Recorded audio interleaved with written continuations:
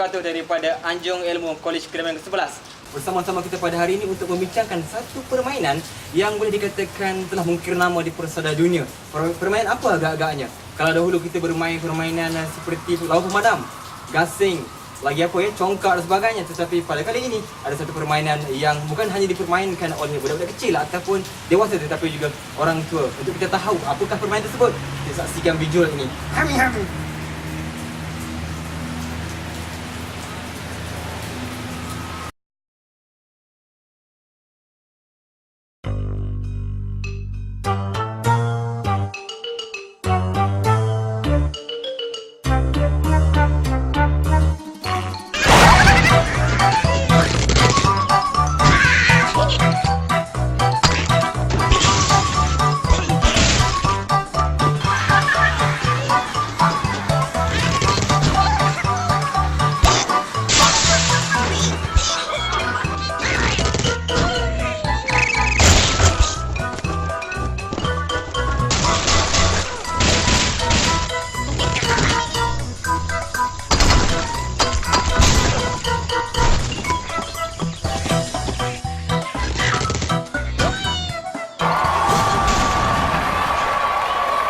Itulah para penonton satu permainan yang dinamakan sebagai Angry Bird, yang merupakan burung yang marah yang sudah terkesan atau tersebar luas sejak daripada tahun 2009 hingga kini telah mengukir nama yang sangat besar dan telah menjadikan dunia ini seolah-olah dipenuhi dengan Angry Bird yang tidak bersayap. Jadi bersama kita pada hari ini merupakan teman saya sendiri yang merupakan pimpinan KYUM, itu saudara Bukhari Sofian.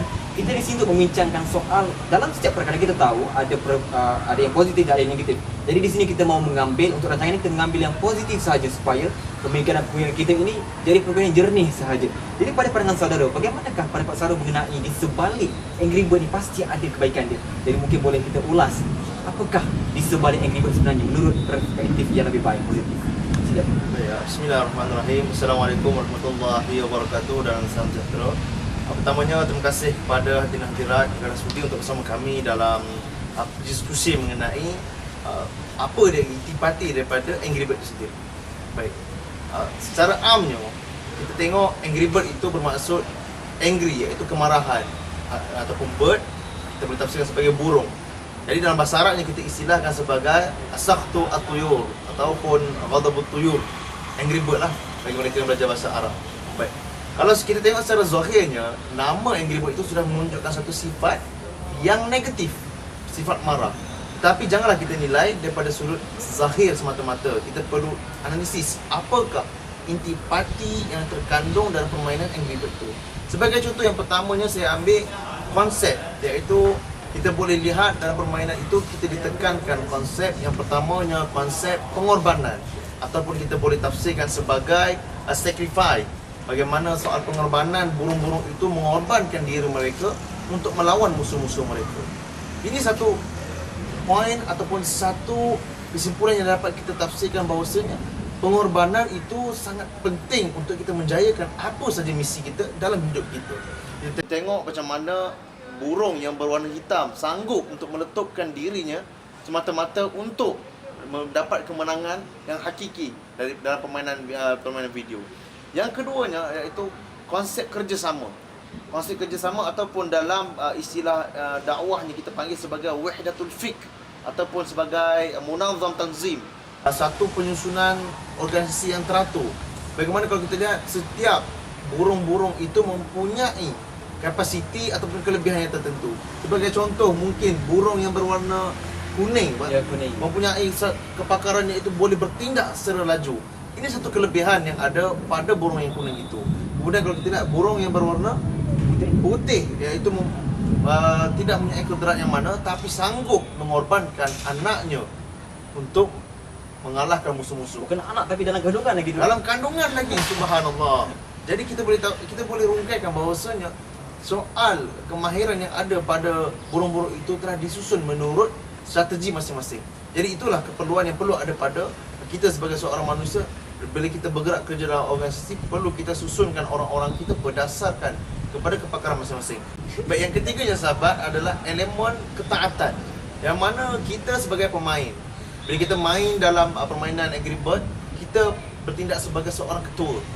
ketika itu burung itu akan mematuhi peraturan kita. Kalau kita kata ke kananlah ia. Kalau kita kata terbang ke atas, terbanglah ia. Kalau kata turun, turunlah ia. Makna katanya burung itu menurut ke atas arahan yang diberikan oleh pemimpin.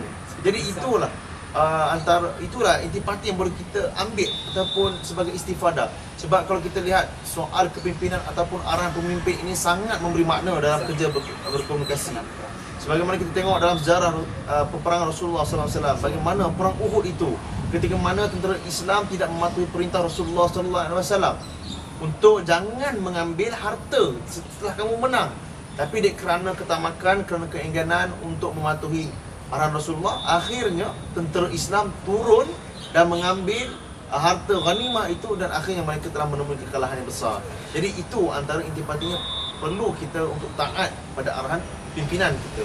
Dan yang terakhirnya sahabat semua adalah bahawasanya Angry Bird itu mereka tidak melakukan pekerjaan ataupun mereka tidak bertindak secara melulu. Mereka tidak bertindak secara kesorangan, tapi mereka bertindak secara berkelompok, secara berkumpulan. Kalau kita tengok secara analoginya, lidi satu batang kalau kita patahkan begitu mudah.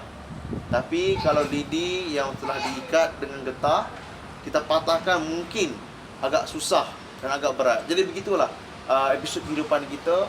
Perlunya kita hidup di atas muka bumi Allah ini dengan bersama-sama, dan janganlah kita seperti kera di dalam hutan yang hanya menyendiri sendirian. Jadi intipati yang boleh kita ambil daripada permainan Angry Bird itu sendiri. Mungkin ada lagi di kalangan pemikir yang lain yang boleh mengurungkaikan apakah lagi antara kebaikan-kebaikan ataupun nilai-nilai moral yang kita boleh dapat daripada Angry Bird tersebut. Jadi saya kira cukup setakat itu. Mudah-mudahan dengan permainan Angry Bird itu kita tidak hanya bermain semata-mata, tapi kita dapat yang lebih penting lagi itu adalah isi daripada Angry Bird itu sendiri. Jadi cukup setakat itu daripada saya. Assalamualaikum warahmatullahi wabarakatuh. Ya, itulah dia kesan daripada pereka utama Angry Bird yang bernama Jacko Lisalo daripada syarikat Rovio Mobile di Finland, yang telah memberi kesan yang sangat besar, yang merupakan satu fenomena yang baru bagi saya. Kita boleh lihat Angry Bird di mana-mana sahaja, dan kita lihat bila kita berfikiran positif, maka positiflah pemikiran kita. Kalau jernih pemikiran, maka jernihlah kita punya pendapat dan kita punya fikiran. Dan itulah dia sedikit sebanyak yang telah dirungkaikan oleh Saudara Bukhari mengenai bagaimana kita boleh positifkan untuk kaitkan dalam kehidupan kita yang penuh dengan strategi. Kita harus berstrategi. Kalau anda pasti pernah bermain Angry Bird, anda akan pasti kadang-kadang kita akan tension, kita akan tekanan untuk melepaskan pelbagai level yang diletakkan. Kadang-kadang kita tak tidur malam untuk settlekan, aku mesti habiskan benda ni, aku mesti tamatkan perjuangan ini, permainan ini. Dan itulah ada kesan yang diberikan. Kita perlu berstrategi dalam kehidupan, dan bila positif-positiflah kehidupan kita, insya-Allah. Sekarang itu saja daripada kami dalam perancangan yang untuk mengupas isu Angry Bird dalam keadaan positif. Sekian, Assalamualaikum warahmatullahi wabarakatuh.